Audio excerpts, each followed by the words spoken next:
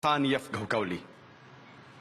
Justice Hosbir Suresh, my respected elders, and my dear brothers and sisters, I welcome all of you with the Islamic greetings. Assalamu alaikum wa rahmatullahi wa barakatuhu. May peace, mercy, and blessings of Allah subhanahu wa ta'ala, of Almighty God, be on all of you. The topic of this evening's talk is terrorism a Muslim monopoly? First, let us understand what is the meaning of the word terrorism. It is very difficult to define the word terrorism. There are various different definitions, and many of them contradict. The definition is intangible. It keeps on changing depending upon the geographical location and the historical fact.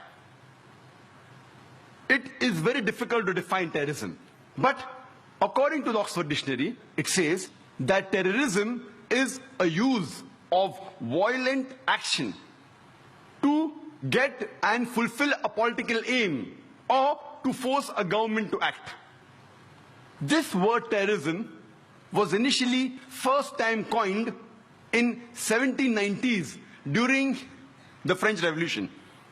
And it was in 1790s that the statesman Edwin Burke, who was a British statesman, he used this word to describe the Jacobin-ruled French regime. And the years 1793 and 1794, it was called the Reign of Terror, the Years of Terror. And Maximilien Robespierre, he was heading this government, and during that time, he has killed thousands of people. He has guillotined thousands of innocent human beings. Historical records tell us that he had arrested more than 500,000 human beings, out of which 40,000 he has executed. More than 200,000 were deported, and more than 200,000 they were starved and tortured to death in the prisons. So this word terrorism initially was coined to describe the people during the French Revolution. Today, we have in the international media, there is a very common statement which is repeatedly bombarded, especially in the Western media. And that statement is, all Muslims are not terrorists, but all terrorists are Muslims. And this statement was even imported to India, especially after the 11th of July, the serial train bomb blast that took place in Bombay, especially to Bombay. And we find that even in India, especially in Bombay, people kept on repeating the statement that all Muslims are not terrorists, but all terrorists are Muslims.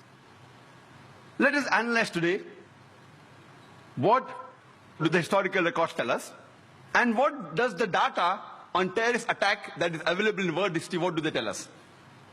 When we look at the records, in 19th century, we can hardly find any terrorist attacks have been done by Muslims. Time does not permit me to speak about the details of the attacks taking place in 19th century. I'll just mention a couple of them. We know that in 1881, Tsar Alexander II of Russia, he was assassinated. He was traveling in a bulletproof carriage in St. Petersburg Street. There was a bomb that kills innocent 21 bystanders. He comes out of the bulletproof carriage, another bomb comes, and he's killed. He was not killed by a Muslim, he was killed by ignorance.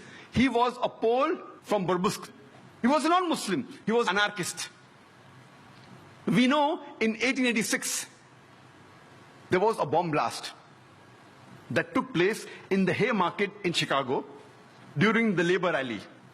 And 12 innocent people were killed. One amongst them was a policeman by the name of Dejan. Later on, 7 policemen were injured and they died in the hospital. The people responsible for this act, they were not Muslims, they were 8 anarchists, all of them non-Muslims. When we analyze the record of the terrorist attacks that have taken place in the 20th century, we know from the historical records that on the 6th of September, 1901, the then President of USA, William McKinley, He was assassinated by an anarchist by the name of Leon. He was shot twice by Leon. He was a non-Muslim. On the 1st of October, 1910, there was a bomb blast that took place in the Los Angeles Times newspaper building, in which 21 innocent people were killed. The people responsible for this bomb blast, they were two Christians by the name of James and Joseph. They were union leaders. They were non-Muslims. We know that on the 28th of June, 1914, in Sarajevo, France, the Archduke of Austria, along with his wife, they were assassinated, which precipitated the World War I. The people responsible for this assassination, they were called the Young Bosnia. Most of them, they were Serbs. They were non-Muslims. From historical record, we come to know that on the 16th of April, 1925, there was a bomb blast that took place in St. Nedelia Church in Sofia, the capital of Bulgaria, in which more than 150 innocent people were killed and more than 500 injured. It was the biggest terrorist attack that has taken place on the soil of Bulgaria. It was conducted by the Bulgarian Communist Party. They were non-Muslims. We know from historical records that on the 9th of October, 1934, King Alexander I of Yugoslavia, he was assassinated by a gunman by the name of Lada Georgiev. He was a non-Muslim. The first US plane to be hijacked, it was not by a Muslim, it was by a non-Muslim by the name of Ortiz. He hijacked the US airliner to Cuba, and he later on got their asylum. When we go to the records of terrorist attacks done, we come to know that in the year 1968, the ambassador to Guatemala, he was assassinated by a non-Muslim. In 1969, the ambassador to Japan, he was knifed by a Japanese, a non-Muslim. The ambassador to Brazil in 1969, he was kidnapped by a non-Muslim. The famous attack, the Oklahoma bombing, which took place on 19th of April, 1995, where there was a truck loaded with a bomb which rammed into the federal building in Oklahoma, which killed 166 innocent human beings. And hundreds others were injured. Initially, it came in the press, Middle East conspiracy, for days together. Later on, they came to know it were two right-wing activists, Christians by the name of Timothy and Terry, who were responsible for the bombing of the federal building in Oklahoma.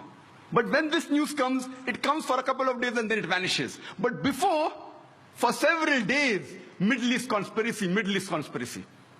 After World War II, from 1941 to 1948, in a span of 8 years, 259 terrorist attacks were conducted by Jewish terrorists.